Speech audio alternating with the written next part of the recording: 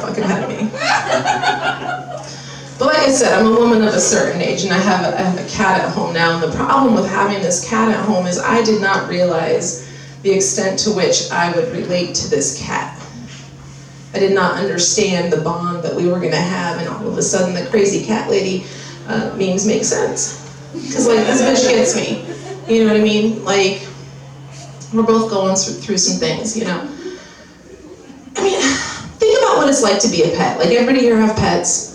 You know a pet, like you've decided, your pets are like family, right? Your pets are like they're another member of your family. Did you ever consider that if they were people, the way that we treat them, simply by owning them, we would be breaking the Geneva Convention? No? Go on this journey with me. So you have a family. You decide you have more love to give. You decide that you need to bring something else into your home that you can love on. You decide this is what you need to do. So what do? You go on Craigslist and you search for babies. Or you just go behind Fred Meyer and see the dude with the sign that says, free babies. Right? You either go over to the dude or you make, arrangements to meet somebody in a public place to review said babies and take your pick. And they show you this box. You look at it and you're like, I want that one. And they hand it to you and you look at it and you're like, hi, I'm your mommy now. And then you take it home. Oh, it gets better, baby. I'm so glad you're enjoying this right now. Like, this is the best feedback I've had in a minute on this joke, and it's one of my favorites. So you bring this little being home, and the first thing you do is you have a conversation with it. And you say, I don't know what they called you before, but I have a new name for you. It's very important that you learn this name. It's going to be integral to your life, because when I say this name, you will come to me. All good things and bad things will be prefaced with this word. It is your name. Learn it. You bring it home, and you say, okay, look, this is your home now. A few ground rules. You see this spot over here? This is where you shit. You shit here, you shit here, you shit here, you shit here. I will beat you. You need some things to play with. You need some toys. See everything in this house? This is mine. Here's 5 things. Chew on these. You chew on this, you chew on this, you chew on this. I will beat you. Don't worry, I'm gonna take care of you. I'm gonna make sure you have food and water. Here's the catch. It's gonna be the same fucking thing. Every time I put it in that bowl, I ain't never gonna wash that bowl. Water's gonna be next to it. It'll probably get rinsed out like once a week. I'm gonna... My people up here, right here. My people. I just keep adding in. Just keep pouring more on top. It's fine. Everything's fine. I know you're gonna want to have everything on a schedule, and I'm gonna try and put everything on a schedule for you. I will feed you twice a day over here at this general daylight time. I drink, I smoke, I can't guarantee it, all right? We'll make do. I'm gonna have a list of tricks I'm gonna want you to perform. In order to entice you to learn these tricks, I'm gonna have this not quite as healthy food, but it's gonna smell different and it's gonna taste different, so you're gonna be really excited about it, all right? And I'm gonna give you these commands and I'm gonna expect you to perform them, and I'm gonna give you a treat every time you go do it right. Here's the kicker, once you get really good at it, I'm gonna stop giving you the treats. Because this is just how it's supposed to be. Okay. But I have responsibilities, because I have to buy your food and pay your upkeep and your rent and your vet bills. So I'm gonna have to go to work. While I'm at work, I expect you to play with these toys, eat this food, drink this water, shit here. You touch anything else in this fucking house, I have a response for you. It's called a cage. And you will go in that cage for 8 hours a day. while I am out earning money for your rent and your food and your vet bills. I'll let you out to go to your shit spot, get your food and your water, and we'll play. I'm only going to require a couple of things from you. When I get home, be fucking happy to see me. Fucking snuggle me without expecting anything in return. You know what this is, guys? We give animals Stockholm Syndrome.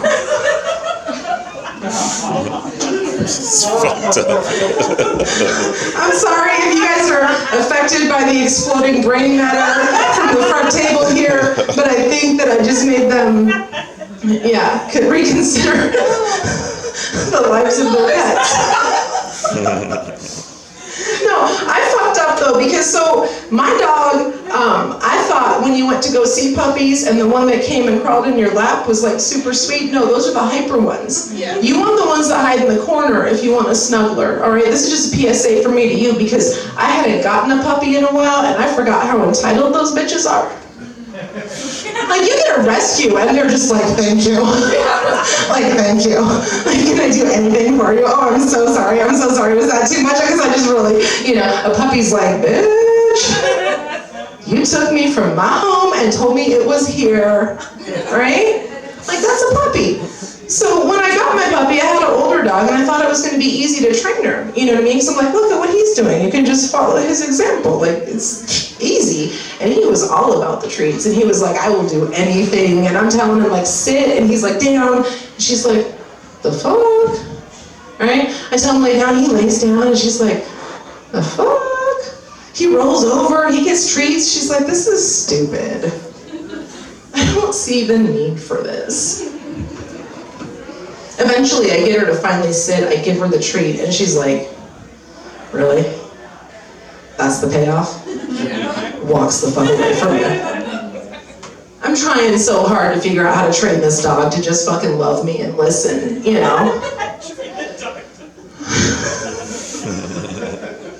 I really like you right now. You're making me very happy. It turns out we're much closer than I thought we were. One of my girlfriends came over and we're discussing the issues I'm having. We'll go out in the garage to smoke a bowl and she pulls out some homegrown. I swear to God, bud like 6 inches long, big piece of lumber down the middle, and she's fucking breaking it up and the dog's like, oh hey, what's up? What you guys got going on over here? Like, you gonna get in on this? We're like looking at this puppy going, what the hell? Like, you've never been on the streets. How do you even know? And she looks at me, and I've had dogs that liked weed before. I had a Dalmatian that ate her weight in weed, and I get it. If I was that hyper, I would also eat that much weed. But no, there's moments where you realize dogs start to resemble their owners, and owners start to resemble their dogs. So my girlfriend looks at me and she's like, you ever tried weed before? No, she's a puppy, she's underage. I'm a law-abiding citizen. If anybody asks. So she breaks apart this piece of weed and the dog's just like getting closer and closer and she's into it. She's just staring at this shit. So she takes the stem, she looks at the dog and she goes, sit. Fucking bitch sat like nothing. Before she gives it to her, she's like, okay, lay down. First time this bitch has ever laid down, right? And I'm like, what the fuck? She eats the weed? So I'm into edibles now. Yeah. It's different. It's different having pets though, because like I said, I feel like if I get high enough and I can talk to my pets, we can have these conversations.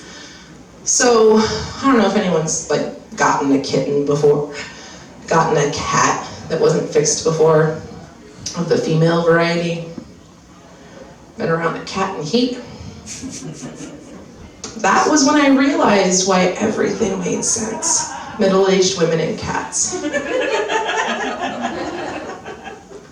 Yeah, so she goes into her first heat, and I'm sitting there and I'm like, all right, obviously no one's had the conversation with her before. So I get really fucking high. Like, okay, Let's have a conversation. The way you're acting, presenting with the noises, trust me, I was there too. I know that's what you think you want. It's not worth it. Like, I only had one, you're gonna have like 8. And also, you're on a list and we're gonna get you fixed like that because nobody asks any questions and you don't have to meet a certain age requirement. Because everybody wants that pussy fixed. That's a women's healthcare joke. So I thought we had to come to an understanding. It's like, we don't act this way. This is not how people behave. She woke me up in the middle of the night. Just fucking screaming. So I do what any responsible pet owner would do.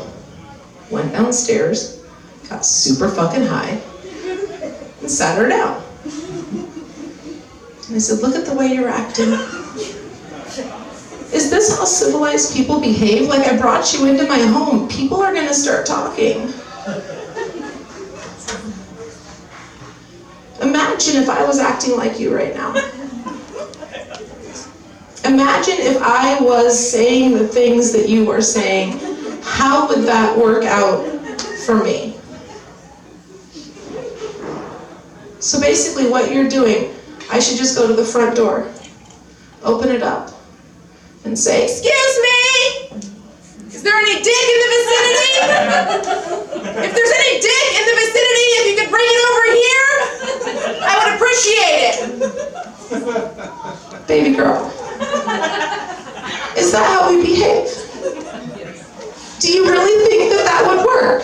And she cocked her little head at me, and I was like, you know what? All right, maybe we'll try it. Hasn't failed yet.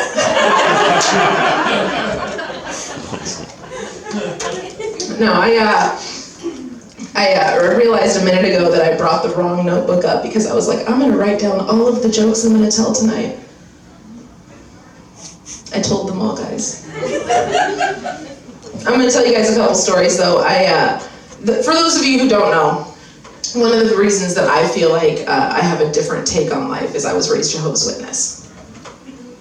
I know, you can tell by looking at me, right? 100%. Don't worry, most of the doors I knocked on were in California, so you guys can't be mad at me. It's fine. It's totally fine. But one of the things I think that growing up in a cult really does is it skews your way of looking at life for the rest of your life. And whenever I do a show in a bar, I have this moment of just like unbridled happiness, like teenage me is like, you fucking made it. Doesn't matter what bar, every bar, any bar. If I have a microphone and I'm in a bar, I'm gonna tell you why. So, like I said, I was born into the cult. I had no idea. If you don't know what's weird, right? Your normal is your normal until you talk to other people, right? So I didn't realize that like being in a cult was weird. And that like separate from the cult, my mom was super weird. Because she would do this thing, she would come up, she would wake us up every day. And she would do this thing, she would open the door and she would go, good morning to you, good morning to you. We're all in our places with sunshiny faces. Oh, this is the way to start a new day. Slam! That was how I got to wake up every morning, right? My mom just saying random shit, and I didn't know that that wasn't what people did until I went to school and found out that's not what people did. But there's a point to this. My mom was fucking weird. I had no frame of reference. I'm super fucking sheltered in this little tiny cult. We didn't listen to anything secular, you know what I mean? There's no outside frame of reference for entire generations of music. I need you to properly understand the gravity of this situation. I hit my tweens, my teens, and the beginning of the I want moment, you know what I mean? Where you're like, hey mom, I want to do this. Hey mom, I want to go here. Hey mom, I want to buy this. And she would look at me every time dead in the face and she would go, you can't always get what you want. And then walk away. And I just thought it was like the Good Morning song. I had no frame of reference. I was like, yeah, my mom just decided this was a thing that she was going to say to us. Awesome, cool. You could have just said no, but you got to be weird about it. What the fuck ever. I forgot my mom grew up in Sterling in the 70s, and I seen the pictures, and she definitely smoked weed. Like I said, she's insane, or if I didn't say it, you should know that because she converted. Anyone who gives up weed is insane. Personal thoughts. So, fast forward, I get out of college, which I wasn't supposed to do, and I moved to Alaska, and I get a job in a kitchen, because that's what you do when you have a college degree. In accounting and legal administration. Yeah, that's exactly what you do. So I'm working in this kitchen, and it was amazing because it was just like racks of CDs in the back because I'm old, and there was a 5-disc CD changer, so everyone was paying attention to what was going on, because the moment you heard a repeat from those 5 CDs, you raced back there, and whoever got there first got to pick the next 5 CDs. Like, that's a big deal. That's like playlist shit, right? So we're sitting there, it's the middle of lunch rush, and I had like the most amazing musical education, but the most memorable moment for me was the time that I was sitting there packaging sandwiches, and I heard this really beautiful song start. And it was this children's choir, you know what I mean? And they were singing, and I was like, this is really nice. And then the first verse starts, and I'm like, I can really get behind this. Like, I like this song. And then the chorus hits, and I hear, you can't always get what you want. And my brain exploded. And everyone in the kitchen was covered with my explosion because I was like, what the fuck is going on? And everyone's like, what is your problem? Like, what are you, I'm like, who is singing this song? And they're like, what are you talking about? And I was like, this music, who is it? And they said, it's not the Who, it's the Stones. And I said, I don't know what any of those words mean.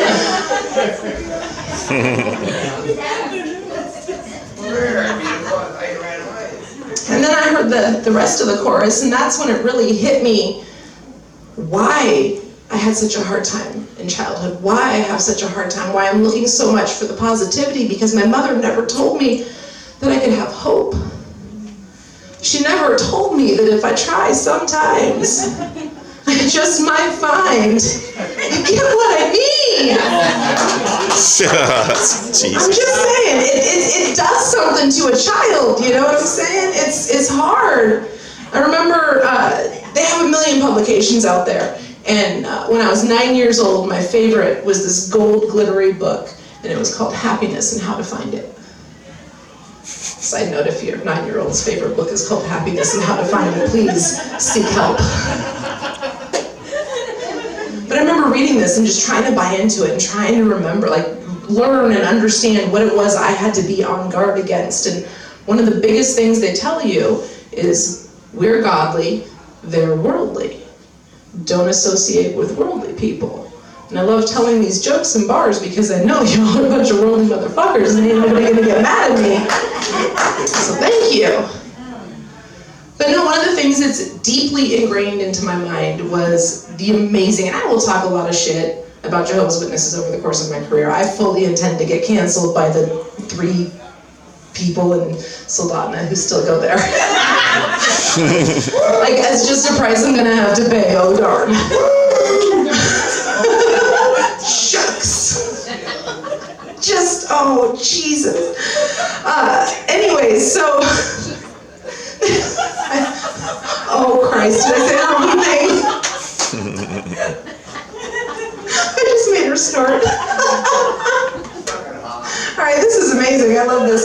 So one of the things that was really ingrained in my mind though was that you don't, as a godly person, you don't go to bars. And they had this amazing illustration, because again, one thing I will never talk badly about Jehovah's Witnesses is the fact that they employ amazing artists. Like, if you have looked at some of these pictures, the level of detail is fucking astounding. Like, these people obviously don't masturbate. They have time and energy to put into this shit, right? So there's this whole, it's like a 2-page, it covers the middle of the book on warning about the dangers of going to a bar as a godly person, right? Just firmly implanted into my brain from the age of 9. I'm going to describe it to you. It's your standard L-shaped diet bucket, you know? Over here, you got a dude and he's just fucking straight doing rails off the fucking bar. Like, lines out, nothing, no one's doing nothing, no one gives any shits, and he's just fucking going to town. Next to him, you got a dude with a full whiskey bottle and a shot glass. And last I checked, the VIP was for table service, not bar service. So I'm having issues with the authenticity at this point in my life. But he's got a full bottle and no one's checking his drinking, right?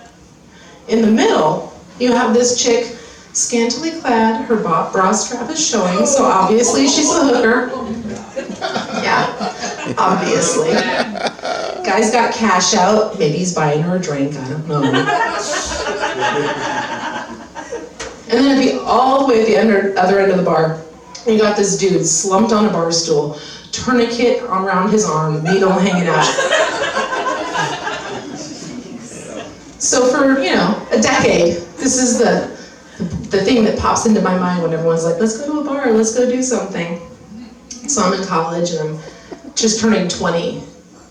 And my friends were like, wait a minute, you've never celebrated your birthday before? We're taking you out, and not only are we taking you out, we're taking you out illegally. Because this is California in the 90s, like you could get away with shit, right? Like, we're taking you to a bar. And I was like, wait, what? You guys go to bars? Like, you're gonna take me to one? Like, I literally felt like one of the Amish kids on Rumspringa. You know what I mean? I was like, okay, are we doing this? We're just gonna just dive straight in. Okay. I was thinking like a couple of Jack Daniel's coolers in the park, but all right, a bar, here we go. First bar I walked into, it's a Stardust, Fresno, California, strip mall. I thought I was gonna like it. It's a strip mall. It's a strip mall. It's California, everything's in a strip mall. Like, I don't know if you've been there before, but everything is in a strip mall in California. Which also is a misnomer, but that's a whole different thing. So we walk into this bar, and first off, I was super excited because I opened the door and I hear Frank Sinatra singing. And I'm like, all right, this place has got some class, like this is a vibe, like this is gonna be great. I'm gonna see people doing heroin to Frank Sinatra. Walk in, look around, see like a basic L-shaped bar, a couple of booze and a jukebox. And I just went, my friends were like, what's wrong? And I looked around and I was like, well, where's the hookers and blow? That's where it's supposed to be at, right? That's what we're doing. So like I said, I get really excited when I do shows in bars, because one day it's all gonna come together, right? You manifest that shit and it will happen. Like, I'm a white woman, I know how it works, okay? How do you think I get all the dick? No, but it has been so much fun to come down and see you guys every time. Did you guys like my friends?